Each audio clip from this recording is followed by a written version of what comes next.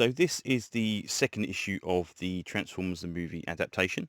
Cover's definitely better than the first one. I know the cover of the first one was kind of taken for at the time it was actually done. I think this is obviously a new updated version, and actually portray stuff that happens in the film. We've got Wheelie, we've got Grimlock fighting the Piranacons.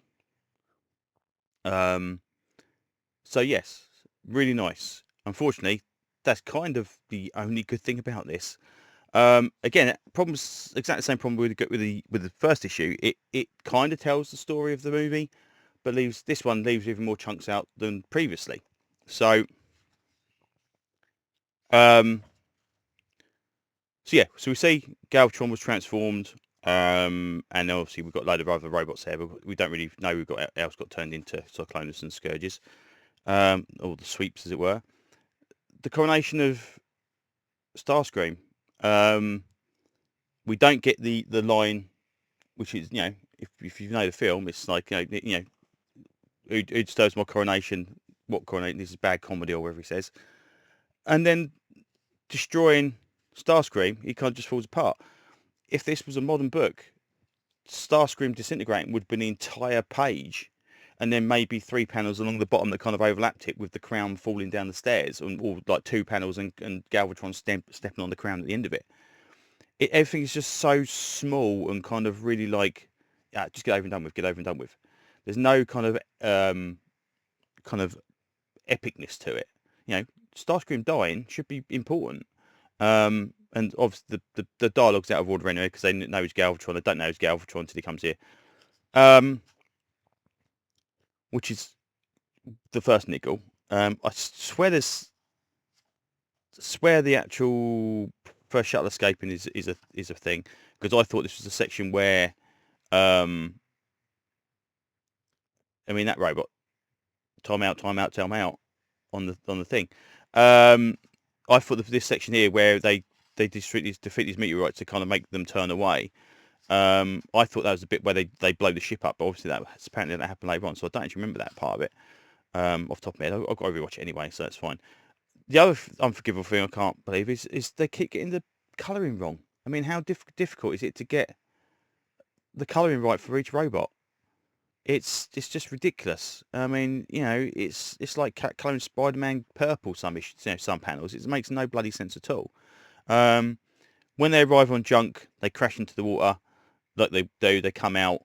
They meet the Piranacons.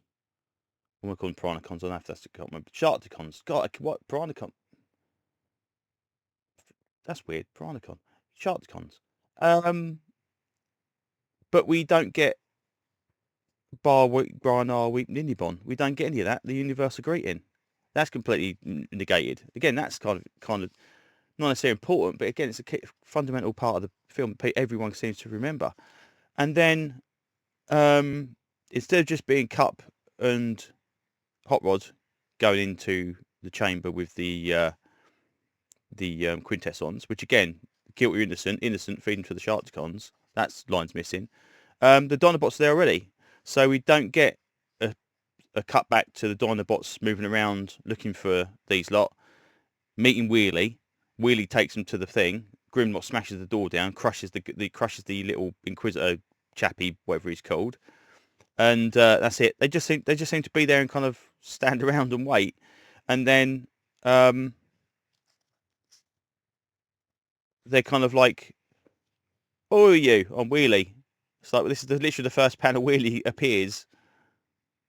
It's like, it's such a weird thing, but again, just the colouring is just so lackluster. It's such a disappointment. I mean, no, it's flat. That's fine, but just getting the colours right would be nice. I mean, Bumblebee's face there, look, it's not. It's probably the proper proportions there, and it's all really squished up there for some stupid reason. Spike's suit, as we saw in the first issue, is nothing like the one in the film at all. And considering that later on, the kid's suit is supposed to transform to make the car, I assume that's not going to happen either. But yeah, it's a very, very kind of poor interpretation of the film itself. It gets the fundamental points across. Prime dies, Galvatron But if this was like your only version of the film, and then you kind of watch the later and you go, where the hell did that come from? So I'd never got these issues. I never saw the film till later on. I never got these issues. So in the British Transformers comic, it literally just went from this to kind of Galvatron and Hot Rod appearing. That was it. So that's fine. Next issue, we've got some nice covers. That one, I believe, is the original, which isn't too bad. I think I'm going to try and get the Galvatron one, because that's particularly nice. But yeah, all in all, a bit of a disappointment and incredibly thin. And I still think that's due to having a load of adverts missing from the obviously that would have been 80s adverts, which is a shame again, because we've just seen the Swamp Thing 89 series reprint all the adverts. So, you know, is it because they had the license to? I don't know how that would work, but there's nothing. Obviously, this is nothing in here. It would have been really nice to have a complete 80s flashback and have all of the original adverts from the original book in here as well. But unfortunately, that's just not the case. So yeah, kind of a completist only kind of thing.